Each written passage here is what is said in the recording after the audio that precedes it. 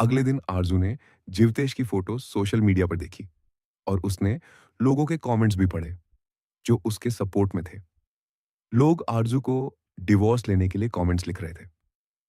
एकदम से जीवतेश की आंख खुली, जो रात को आरजू की गोद में सो गया था। आरजू ने जल्दी से अपना फोन साइड पे रख दिया और मुस्कुराकर जीवतेश का मुंह अपने हाथ से ढका, क्योंकि खिड़की से तेज निकलती धूप उसके मुंह पर पड़ रही थी। आरजू प्यार से जीवतेश से बोली, तुम ठीक हो ना? जीवतेश ने जवाब दिया, ठीक हूं। ये मेरा मुंह क्यों ढका है? मैं इतना भी नाजुक नहीं हूं। जीवतेश आरजू का हाथ अपने मुंह से हटाकर सीधा बैठ गया। आरजू हंसकर बोली, तुम नाजुक नहीं बल्कि मेरे हो, इसलिए मुंह ढका था। जीवतेश हैरान हुआ और आरजू उस कमरे से उठकर चली गई। आरजू ने प्यार से जीवतेश को ब्रेकफास्ट खिलाया और जीवतेश ने उसे कल फोटोज की सारी बात बताई। जीवतेश बोला, तुम्हें सच बताना मेरा पहला फर्ज है, क्योंकि तुम मेरी बीवी हो। अगर छोड़ना भी होगा तो तुम्हारी मर्जी, मैं कुछ नहीं कहूंगा। ना ही मुझे कोई फर्क पड़ेगा। मुझे कमजोर या मजबूर या रोने वाला इंसान मत समझना। आरजू मुस्कुराकर बोली, मैं छोड़ूंगी ही नहीं तो कमजोर या रोने की बात कहां से आ गई? मैंने रात को सारी फोटोज देख ली थी। छोड़ना होता तो तभी छोड़ देती। अभी यहां तुम्हें खाना थोड़ी खिलाती। बोलने दो लोगों को जो बोलना है। मैंने तुमसे शादी की है, लोगों से थोड़ी की है। ज्यादा टेंशन मत लो, मैं तुम्हारे साथ हूं और तुम बिल्कुल कमजोर नहीं हो मिस्टर जीवतेश। जीवतेश आरजू के स्वभाव को देखकर काफी हैरान था। आरजू ने उन फोटोज को देखकर हिसाब लगाया कि यह फोटोज जरूर किचन वाली साइड से खींची गई थी। आरजू ने घर के बाकी नौकरों से किचन में काम करने वाले उस लापता नौकर के बारे में पूछा।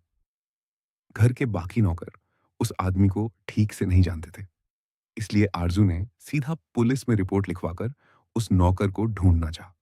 आरजू अंदर ही अंदर जानती थी कि यह सब किसी की चाल थी और उसे अविनाश पे ही सबसे ज्यादा शक था, क्योंकि उसी ने उस लड़की को जीवतेश के पास भेजा था। पर दिक्कत बस ये थी कि आरजू के पास अविनाश के खिलाफ कोई बड़ा सबूत नहीं था। जीवतेश की लाइफ सोशल होने के कारण उसको खूब ट्रोल किया जा रहा था। जीवतेश को फिल्में भी कम मिल रही थी और वो बहुत दुखी होता जा रहा था। आरजू जीवतेश की हालत अच्छे से समझ नहीं पा रही थी। आरजू ने जीवतेश को हौसला दिया, धीरे धीरे उसके साथ समय बिताना शुरू किया।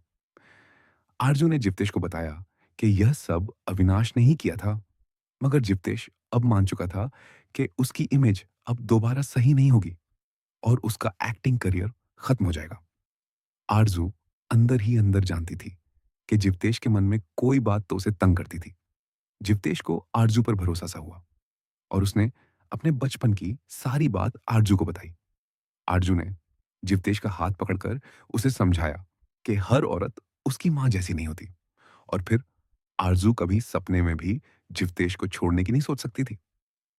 जीवतेश को आरजू से बात करके बहुत हल्का और सेफ फील हुआ। आखिरकार 2 महीने के संघर्ष के बाद पुलिस को उस फ्रॉड लड़की और नौकर का पता लग गया और उन्होंने सब सच पुलिस को बताया। पुलिस ने सारी स्टेटमेंट पब्लिक में दी ताकि लोग जीवतेश को गलत ना समझें। अगले दिन आरजू ने अपने सोशल मीडिया अकाउंट से एक वीडियो शेयर की जो सब लोगों के बीच बहुत वायरल हुई। आरजू वीडियो में बोली, आप लोगों ने मुझे इस टाइम पर बहुत सपोर्ट किया और उसके लिए मैं आपकी शुक्रगुजार हूं। मुझे तो नहीं, पर कई बेसहारा लड़कियों को ऐसे सपोर्ट और स्टैंड की जरूरत होती है जब उनके पति सच में गलत होते हैं। मैं जानती हूं ये मसला शायद इतना बड़ा नहीं था जो पुलिस के पास ले जाया जाता, मगर मुझे अपने पति की टेंशन थी। जिस तरह से आप एक इंसान को इतना ट्रोल करते हैं इंटरनेट पर, वो सही नहीं होता। किसी की मेंटल हेल्थ या तबीयत इसे बेहद खराब हो सकती है। आप किसी का पास्ट नहीं जानते, पूरी बात नहीं जानते, किसने और कब किया नहीं जानते, तो फिर किसी को इतना बुरा भला क्यों कहना? मैं आप लोगों के खिलाफ नहीं हूं, मगर हाँ, इस बात पर कि जीवतेश एक अच्छा इंसान या अच्छा पति नहीं है। इस पर मैं बस यही कहूंगी कि जीवतेश मेरा प्यार है और मुझे उस पर पूरा यकीन है। चाहे कोई भी बड़ा आदमी या स्टार उस पर कोई भी इल्जाम लगाए। धन्यवाद। लोग इस वीडियो को देखकर समझ गए, जिवतेश वैसा आदमी नहीं था जैसी उसकी फोटोज लीक हुई थी। अविनाश को लोगों से खूब हेट मिली और उस लड़की और नौकर को सजा हुई। आरजू की ये वीडियो जिवतेश ने भी देखी और उसे एहसास हुआ कि उसने आरजू को कितना गलत समझा और उसे कभी दिल से प्यार नहीं किया, जबकि आरजू ने उसका इतना साथ दिया और फिर इस वीडियो के जरिए लोगों को उनकी ट्रोलिंग के लिए भी सुनाया। जिवतेश आरजू को अपनी पत्नी नहीं बल्कि एक पागल सी चैटर बॉक्स टाइप लड़की समझता था। उसकी कड़वाहट जो उसकी मां की वजह से थी, उसे आरजू का सच्चा प्यार नहीं देखने नहीं दिया। आरजू शाम को जिवतेश के लिए चाय लाई और जिवतेश ने प्यार से चाय के कप को टेबल पर रखा। जिवतेश प्यार से आरजू के चेहरे को छूते हुए बोला, मैं समझता था कि मेरी किस्मत भी मेरे पिता जैसी होगी, मगर मेरी किस्मत में तो तुम थी।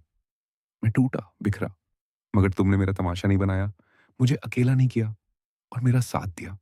शायद इस दिन के लिए मेरे पिता ने मुझसे शादी करने का वादा मांगा था। मुझे माफ कर दो आरजू, मैं तुम्हें समझ ना सका। मुझे तुम कोई भी सज़ा दे सकती हो। आरजू प्यार से जिवतेश के आंसू पोंछते हुए बोली, मैंने बस अपना फर्ज पूरा किया क्या? प्यार ऐसे ही निभाया जाता है। मैं तुम्हारी माँ जैसे तुम्हें कभी अकेला नहीं करूँगी, यह वादा है। पर सज़ा के तौर पर तुम्हें मेरा पागलपन झेलना पड़ेगा जीवू। जिवतेश हँसा और उसने आरजू को गले लगाया। आरजू भी मुस्कुराई और उसने जिवतेश का हाथ कसकर पकड़ा।